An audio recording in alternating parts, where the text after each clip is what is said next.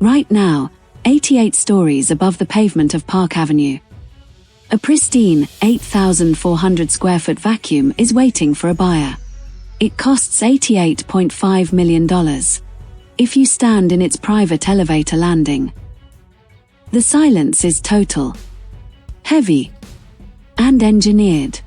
But if you look out through the 10-foot-high glass walls, you are not just looking at Central Park, or the Atlantic Ocean, or the 4 commercial airports humming on the horizon. You are looking at a monument to a system that is quietly breaking apart. To the untrained eye, this listing is just real estate gossip. A Wall Street veteran named Lewis Sanders testing the upper limits of Billionaires Row. But if we pull back the lens, this apartment isn't a home. It is a lagging indicator. It is the physical manifestation of a massive, silent tectonic shift in where global power decides to anchor itself. There is a profound paradox sitting at the top of 432 Park Avenue. The tower itself is an architectural marvel of pure, unyielding ambition, designed to pierce the clouds. Yet, the very people who built their empires on that unyielding ambition are paying millions just to escape its gravity. The architecture of the loop. When we look at a skyscraper like 432 Park Avenue, we see a linear triumph. Wealth goes up. Floors go up. Prices go up. But systems don't work in straight lines. They work in feedback loops. Donella Meadows, in her foundational work on system dynamics, reminded us that a system is an interconnected set of elements coherently organized in a way that achieves something. If you want to understand the modern billionaire, you have to stop looking at their money and start looking at their stocks. The places where their wealth accumulates. And their flows. The directions that wealth moves when the environment changes. Let's look at the stock inside 432 Park Avenue. In 2016, Lewis Sanders bought this full-floor masterpiece for $60.89 million. He didn't just buy a 5-bedroom condo. He bought an accessory suite for his staff for $1.3 million. He bought an entire ecosystem of lifestyle isolation. If he gets his asking price today, he walks away with a $28 million profit. A 45% gain. The ghost in the machine. This 45% gain, however, does not happen in a vacuum. It requires an entire invisible infrastructure to keep the void pristine. Consider the profound systemic contrast between the engineered silence of the 88th floor and the economic noise it generates directly beneath it. This is the service loop. A human feedback mechanism required to keep a billionaire's stock from depreciating, while the air inside the penthouse remains perfectly still. A small army of building managers, concierge staff, and private domestic workers labor in perpetuity to maintain an ideal microclimate. The $1.3 million accessory suites are not merely real estate add-ons. They are quarters for people whose entire working lives are spent servicing a vacuum. They are legally and financially barred from occupying. They polish the oak floors, check the climate controls, and dust the Italian marble of a home that sits empty for months at a time. The system creates a surreal operational reality. Human labor is deployed at an elite level not to facilitate life, but to preserve an expensive, uninhabited absence. The hyperaccumulation of capital at the top of the tower necessitates a permanent, silent underclass at the bottom, dedicated exclusively to keeping the illusion of effortless isolation perfectly intact. On paper, the system is working perfectly. The stock of luxury capital is appreciating. But a system is never static. It is constantly adjusting to balancing loops and reinforcing loops.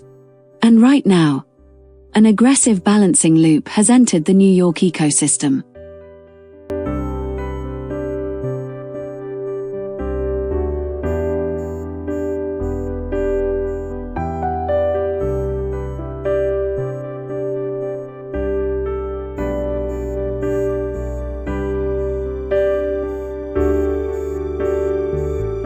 For decades, Manhattan was the ultimate reinforcing loop. Wealth attracted talent. Talent created culture. Culture attracted more wealth. It was an apex food chain. But when a system becomes too extreme, it triggers its own counter-pressures. Today, that counter-pressure has a name, a face, and a political mandate. The structure of a system determines its behavior. When the rules of the game change, the players don't just change their strategy, they change the map. The pressure vector. Every system has a threshold. A tipping point where the internal dynamics flip from attraction to rejection. For New York's economic elite, that threshold is being crossed not in the boardroom, but in City Hall. Enter New York's progressive mayor, Zoran Mamdani. His administration has made ultra-high net worth tax reform the absolute centerpiece of its survival strategy. Facing a massive budget deficit, the city is looking directly up at the empty glass boxes in the sky. The proposed solution: an aggressive levy on personal income tax and a targeted tax on second homes, specifically designed to penalize the vacant luxury holdings that line Billionaires' Row. To the politician, this is fairness. To the system, this is a dramatic increase in friction. When you increase friction in one part of a system, the flow naturally diverts to the path of least resistance. And that path leads directly south, down the eastern seaboard, to the gilded shores of South Florida. This isn't a minor trend. It is an economic exodus. Official New York state tax tracking shows that more than 10,000 recorded millionaires have officially changed their primary addresses from New York to Florida over the recent multi-year peak. This isn't just people moving. It is a massive drainage of the state's tax base. Billions of dollars flowing out of the northeastern grid in real time. And who is leading the charge? The very man trying to sell his 88-story perch, while his Park Avenue apartment sits empty on the market. Louis Sanders and his wife have already anchored themselves in Florida. They recently closed on a $19 million condo in West Palm Beach, the most expensive residential sale in that enclave this year. It matches their 8-bedroom oceanfront compound on County Road in Palm Beach, and a townhouse they acquired in 2023. Sanders isn't testing the market. He has already left the building. The illusion of escape. The human mind craves linear narratives. We want to believe that billionaires are moving to Florida simply because they want to sit in the sun, pay 0% state income tax, and escape the grueling pace of Manhattan. We look at West Palm Beach, where luxury pending home sales recently surged 30% year-on-year, heavily outpacing a declining national market. And we think, they are retiring. But this is where the system plays its most exquisite trick. You cannot escape the structure that created you. West Palm Beach is no longer just a sanctuary for the exhausted elite. It has been re-engineered. It is now colloquially known as Wall Street South. The firms haven't just let their executives move. They have moved their infrastructure. Citadel, Elliott Investment Management, Goldman Sachs. They aren't just opening small regional outposts. They are establishing massive southern headquarters. The irony is beautifully tragicomic. The ultra-wealthy transplants moved to Florida to escape the hyperdense, high-friction, politically hostile environment of New York. But by moving their capital in such concentrated volumes, they have triggered a reinforcing loop that is transforming the quiet, sun-drenched enclaves of Palm Beach into the exact same high-density financial machine they fled. They didn't escape the machine. They just rebuilt it in a place with palm trees. The global sponge.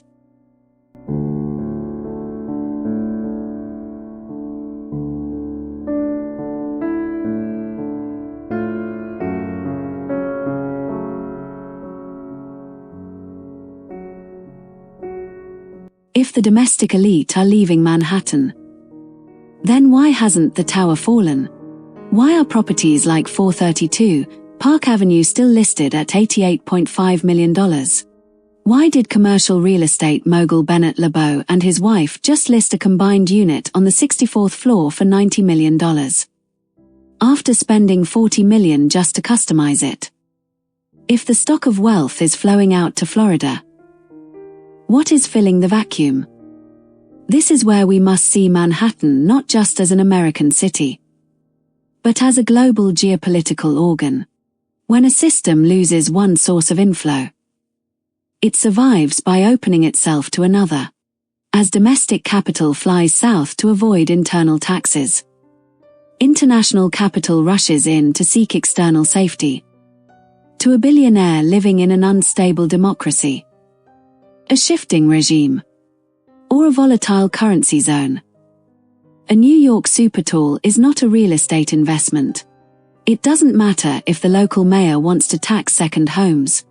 It doesn't even matter if the apartment sits completely empty for 11 months of the year.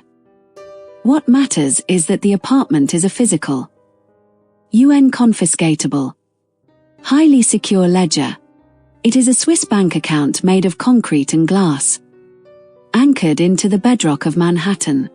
The international countersurge is quietly cementing New York's status as the world's ultimate geopolitical safe haven. For every Wall Street veteran who packs his bags for Palm Beach, there is an international tycoon waiting to park their capital in the clouds, viewing the city's political friction as a small cost for ultimate security. The invisible ledger. To comprehend why these vertical vaults endure, we must analyze the literal mechanics of how a residential layout operates as a sophisticated financial instrument. For the global ultra-high net worth individual, a full-floor unit at 432 Park Avenue is no longer a home. It is a legacy hedge. It is a sovereign headquarters with its own unique architectural and economic engineering. Unlike traditional luxury assets like yachts or hypercars, which depreciate through physical use and mechanical wear, these supertalls are specifically designed to store value by remaining static. They are vertical tax havens. The materials chosen by developers, from the unyielding structural concrete grid to the pristine Pembrooke and Ives interior finishes, are selected for their extreme longevity and low maintenance profile. When an international buyer parks $88 million into a concrete box in the sky, they are executing a complex asset conversion.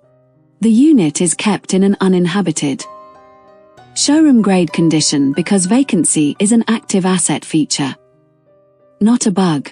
A pristine, unlived-in apartment is infinitely easier to liquidate or transfer between shell companies than a home carrying the personal, physical wear of everyday life.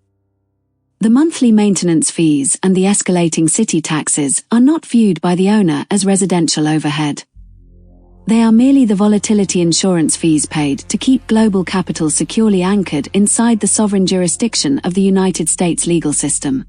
The property functions as a physical sovereign vault, converting volatile fiat currency into a secure, concrete ledger line high above the reach of local regimes. The mirror shift.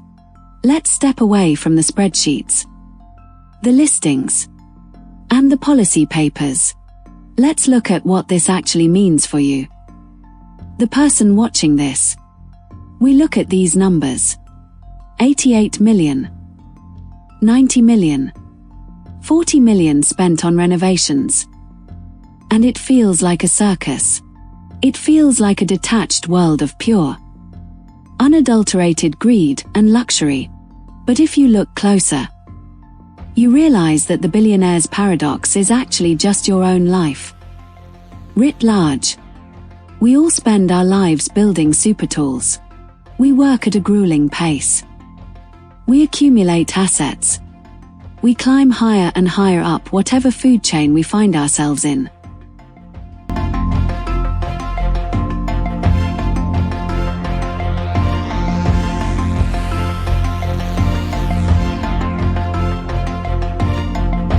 chasing a specific version of prestige. We want the view from the 88th floor. We want to look down and see the world at our feet. But the moment we get there, we realize something terrifying. The air is thin. The environment is isolated. And the structure we built begins to demand more from us than we are willing to give. The taxes. Whether they are financial taxes from a city administration, or psychological taxes on our time, our relationships, and our peace of mind, become too high. And so, we look for our own Florida. We look for an escape. We buy into the illusion that if we just change our geography, if we just move our lives to a place with zero income tax and warmer weather, we will finally find solace. But the system always follows you. Because the system isn't New York. And it isn't Florida. The system is the internal blueprint of ambition that you carry inside your own mind. You cannot outrun a feedback loop that you are actively fueling. The empty rooms at 432 Park Avenue are not beautiful because of their marble baths or their custom finishes by Pembrooke Ives. They are beautiful because they are perfect mirrors. They show us the ultimate destination of unchecked, linear accumulation. A pristine, $88 million glass cage, hovering in the clouds, waiting for the next person who believes that safety can be bought at cruising altitude.